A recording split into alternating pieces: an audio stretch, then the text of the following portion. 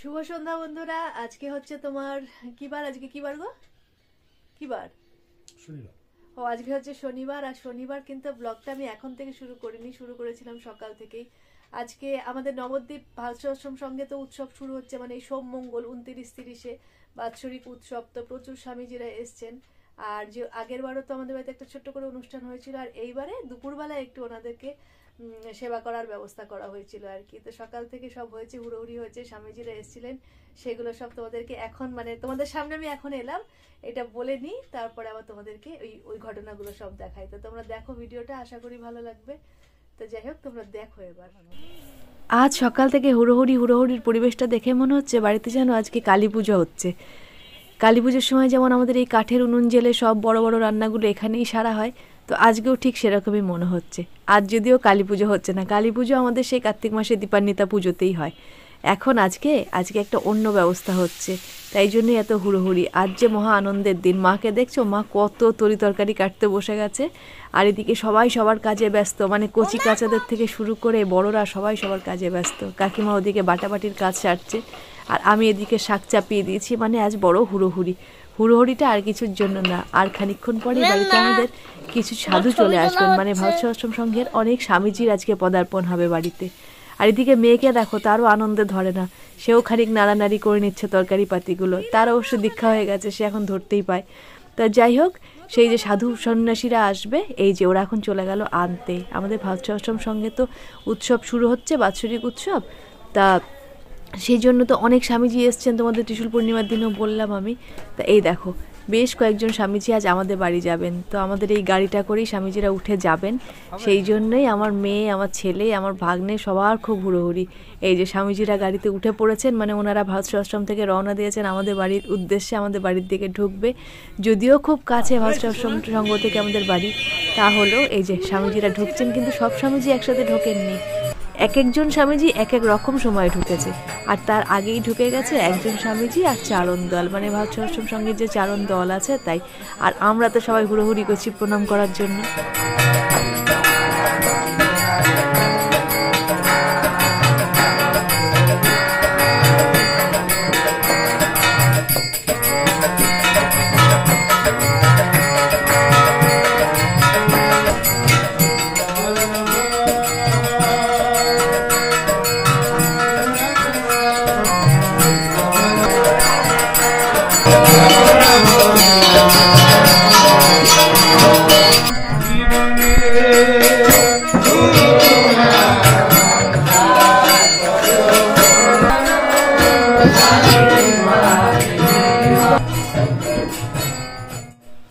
আর এদিকে মা এখন গুরু মহারাজের ভোগ বেড়ে দিচ্ছে, কারণ অনেক স্বামীজি চলে এসছেন, আর ওনারা তো খুব টাইমে সব কিছু করেন, তো ওনারা এখন ভোগ আরতি করবেন, সেই জন্য মা হুড়োহুড়ি করে ভোগটা বেড়ে দিচ্ছে। আমরা অনেকক্ষণ ধরেই প্রস্তুতি নিয়েছি, কিন্তু আসলে তখনও ভাতটা হয়ে ওঠেনি।